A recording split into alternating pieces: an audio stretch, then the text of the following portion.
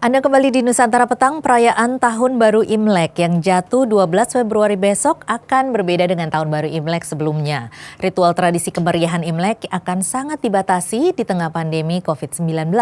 Bagaimana etnis Tionghoa memaknai Tahun Baru Imlek dan apa saja tradisi Imlek dulu dan kini? Selengkapnya dalam dialog Nusantara Petang.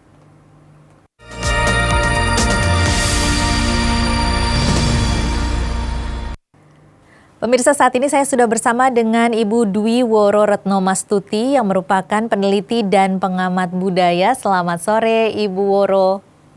Selamat sore Mbak Tasya, Ya, apa Ibu. kabar? Baik Ibu, apa kabar Ibu? Sehat. Syukurlah. Ini Ibu memiliki nama di etnis Tionghoa dengan nama Huan Lihua ya Ibu ya, betul ya? Iya, Iya. betul. Wan Lewa itu tokoh legenda ya di Tiongkok klasik. Oh begitu, ini merupakan tokoh legenda. Ini maknanya apa ini? Buat saya The Warrior Princess, jadi Sri Kandi lah kurang gitu. Karena saya Woro Sri Kandi, saya menemukan nama tersebut di cerita Si Jin Kui dan sepertinya Wan Lewa mewakili karakter para perempuan-perempuan pejuang kehidupan. Jadi saya sangat suka dengan nama itu. Kemudian saya menyertakan nama tersebut sebagai alamat email saya. Iya, indah sekali dan juga bermakna sekali begitu ya Ibu ya namanya. Ya, kurang lebih begitu. Baik, ini kita akan segera merayakan Tahun Baru Cina atau yang biasa kita sebut dengan Imlek pada esok hari. Nah, ini jelang Imlek ini kita akan berbincang-bincang mengenai filosofi Imlek sendiri bagi etnis Tionghoa ini apa Ibu? Ya, kebanyakan sebuah tradisi tahun baru ya. Imlek itu kan merayakan tahun baru ya.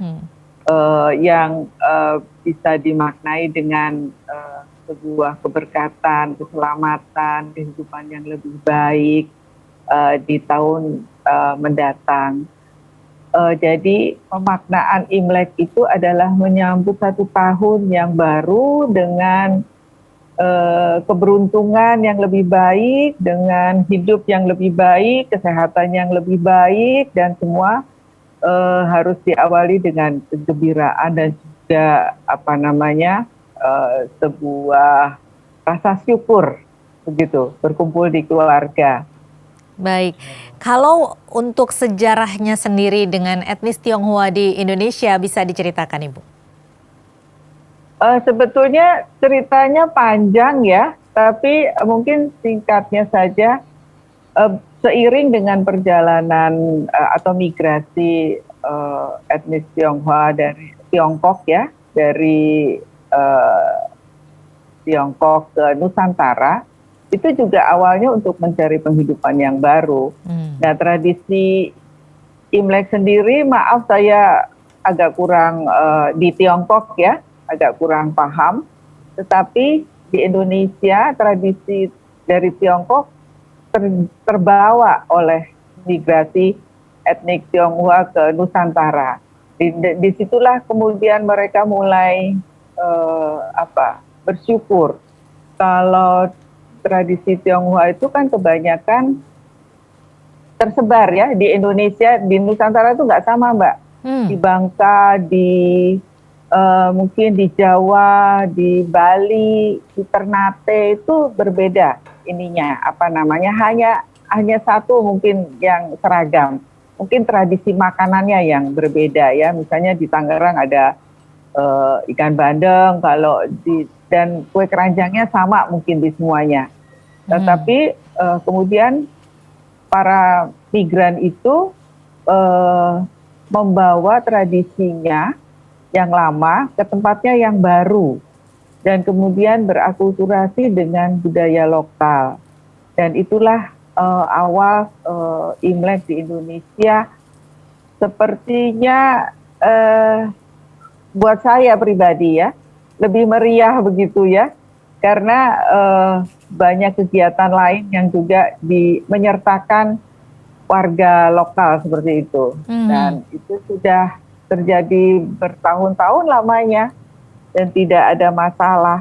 Dan tidak hanya dirayakan oleh warga Tionghoa, tetapi juga masyarakat Indonesia pada umumnya. Baik, walaupun ada beberapa tradisi yang memang asli dibawa dari etnis aslinya ke Indonesia, tetapi terjadi pengembangan ataupun akulturasi di daerahnya masing-masing ya Ibu. Nah ini Ya, betul. kalau saya tidak salah Ibu Woro sendiri sebagai salah satu pendiri Rumah Cinta Wayang ya Ibu ya, untuk Ya, memperkenalkan dan juga mengembangkan wayang potehi. Mungkin Ibu bisa betul. ceritakan sedikit mengenai wayang potehi ini. Ya, jadi setelah saya melakukan studi riset tentang Cina Jawa ya, kemudian saya melihat banyak produk budaya yang juga dihasilkan oleh masyarakat Tionghoa, seperti wayang ya, ketoprak ya, kemudian juga katakan barongsai ya, kuliner ya, tradisi tulisnya. Jadi tradisi tulis dan lisan itu juga menjadi produk budaya dari warga Tionghoa tanpa kita sadari sebetulnya. Dan kemudian di antara semua tradisi itu saya melihat potehi sebetulnya sebagai satu bagian dari kekayaan warisan bangsa Indonesia.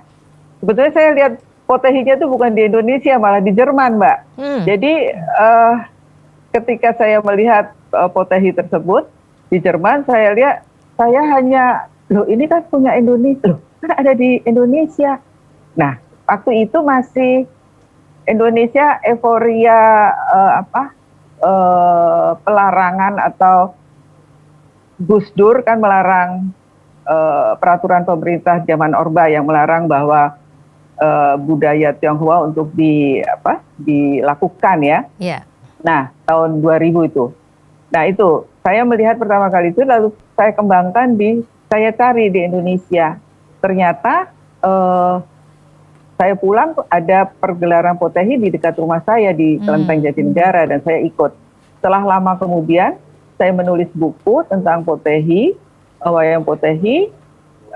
Di akhir buku itu saya menulis bahwa potehi ini bagian dari kekayaan budaya bangsa Indonesia, harus dilestarikan, kalau tidak dia akan punah, harus dijaga keberlangsungannya, karena dia menjaga Bhinneka Tunggal Ika.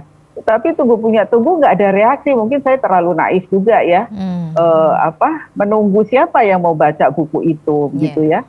Akhirnya saya dalam perjalanan riset saya membeli potehi, saya membeli panggungnya. Kenapa saya tidak membuat grupnya, dan saya memberanikan diri untuk membuat grup wayang potehi di bawah bendera Rumah Cinta Wayang. Artinya begini, bahwa tidak hanya wayang potehi saja yang akan punah, tetapi juga banyak wayang lain yang akan punah. Dan potehi Rumah Cinta Wayang lebih ke milenial begitu. Bagaimana anak muda mengenal wayang, kemudian tak wayang maka tak sayang. Itu ininya Rumah Cinta Wayang. Baik, wayang potehi ini merupakan salah satu dari kebudayaan ataupun tradisi dari etnis Tionghoa sendiri yang ada di Indonesia juga. Dan tentunya ada tradisi-tradisi lain yang hilang ketika pandemi melanda. Kita akan bahas ini di segmen berikutnya, Ibu Woro, tetapi kita harus jeda dulu. Pemirsa tetaplah bersama kami, Dialog Nusantara Petang akan kembali sesaat lagi.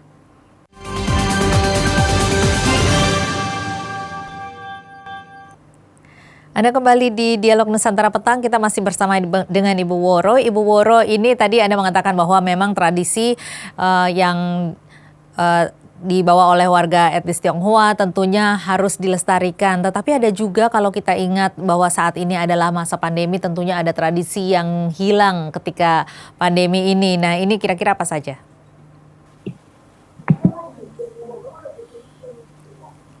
Halo Ibu. Ya. Ya, Ibu Retno sudah bersama, Ibu Woro sudah bersama saya? Bisa mendengar suara saya? Oke, baik. Iya, Ibu Woro, tadi Anda mengatakan bahwa ada tradisi yang memang harus selalu kita lestarikan, tetapi kalau kita ingat saat ini sedang pandemi, ada tentunya tradisi-tradisi yang hilang atau tidak bisa kita lakukan ketika Tahun Baru Cina ini. Apa saja itu kira-kira yang hilang saat ini? Saya beberapa kali mengikuti perayaan Imlek ya, di keluarga teman saya ya, keluarga Tionghoa. Memang meriah ya Mbak, senang sekali. Yang surprise adalah baju merah ya. Mbak Tasya nggak pakai baju merah. Iya. Itu Karena ini lagi menandakan masih menjelang Imlek, Bu. masih menjelang ya, nanti malam ya jam 12. Tapi backgroundnya sudah merah. Iya. Jadi itu sudah pintu gerbang ya ke Imlek ya. Sudah mempersiapkan untuk perayaan Tahun Baru Cina kita, Ibu. Ya, Nah, betul. ini apa nih kalau untuk artinya sendiri, warna merah ini artinya apa? Bahagia, Mbak, kebahagiaan. Kebahagiaan. Ya. Jadi ada juga yang menyatakan sebuah kejujuran ya, ketulusan hati. Kalau orang bahagia itu kan berarti hatinya bersih ya, tulus ya, jujur ya. Dan di situ semua orang cheer gitu ya, ceria ya, tidak menunjukkan satu rasa duka yang negatif, ya, begitu. negatif, berpikir positif ya. Betul. Dan itu sebetulnya terapi terbaik untuk melawan COVID. Nah, itu satu yang menurut saya di tengah pandemi ini, warna merah mewakili sebuah kebahagiaan yang harus ditaati oleh kita semua untuk selalu happy, berpikir positif. Iya. Jadi itu yang masih bisa dilakukan. Iya, ya, meskipun silaturahmi ataupun bertemu juga tidak bisa saat ini, mungkin terbatas begitu, mungkin melalui aplikasi pertemuan online saja, tetapi warna merah atau suasana kemeriahan dan kebahagiaan itu bisa kita hadirkan di rumah masing-masing ya, Bu? Betul. Jadi waktu saya mengikuti Imlek udah lama ya, 2016 atau 17 begitu, semua anggota keluarga pakai baju merah. Saya juga disarankan Mbak Woro pakai baju merah ya. Oke. Dan kebetulan saya memang senang merah dari dulu, jadi cocok lah. Jadi itu salah satu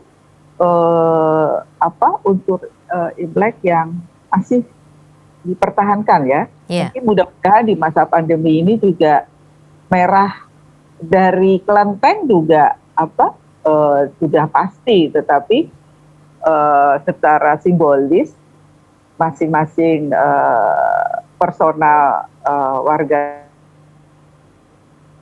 Tionghoa itu apakah menggunakan baju merah atau tidak, nah itu masing-masing. Nah, kemudian apalagi tradisi-tradisi yang biasanya dilakukan saat Imlek tetapi tidak bisa kita lakukan karena pandemi? Ini pasang kembang api. Ya, nah, ini apa maknanya, Ibu? Mengusir roh jahat sebetulnya. Jadi ada jadi setelah berkumpul di keluarga pertama kumpul di keluarga gitu ya. Kemudian sekarang kan aktifnya adalah kita di rumah aja kan. Iya.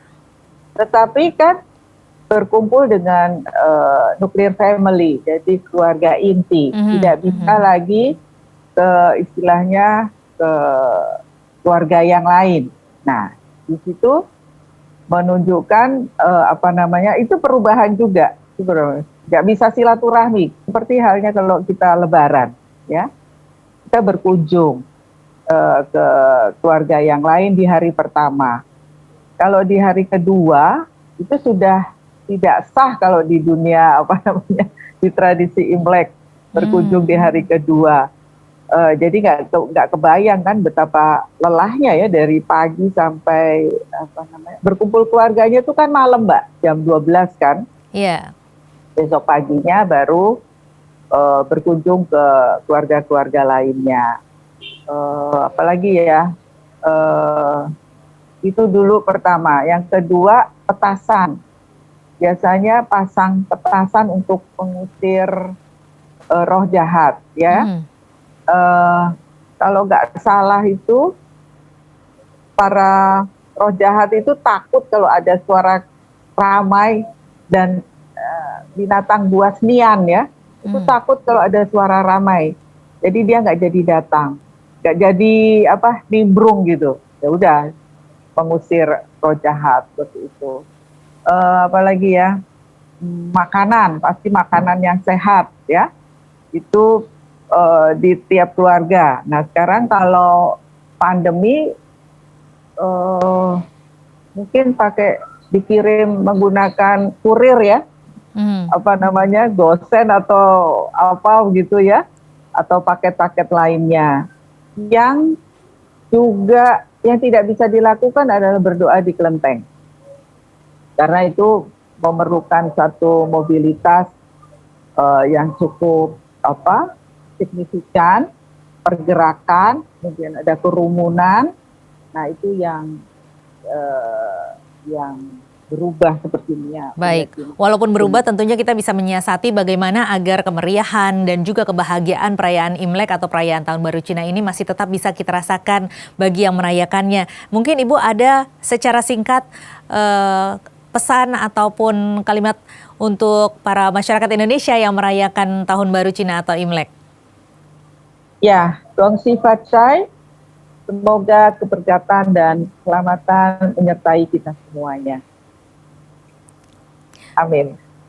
Amin. Baik, terima kasih Ibu Woro telah menjadi narasumber kita di Dialog Nusantara petang kali ini, dan juga tentunya salam sehat selalu. Ya, terima kasih. Terima kasih. Selamat Imlek.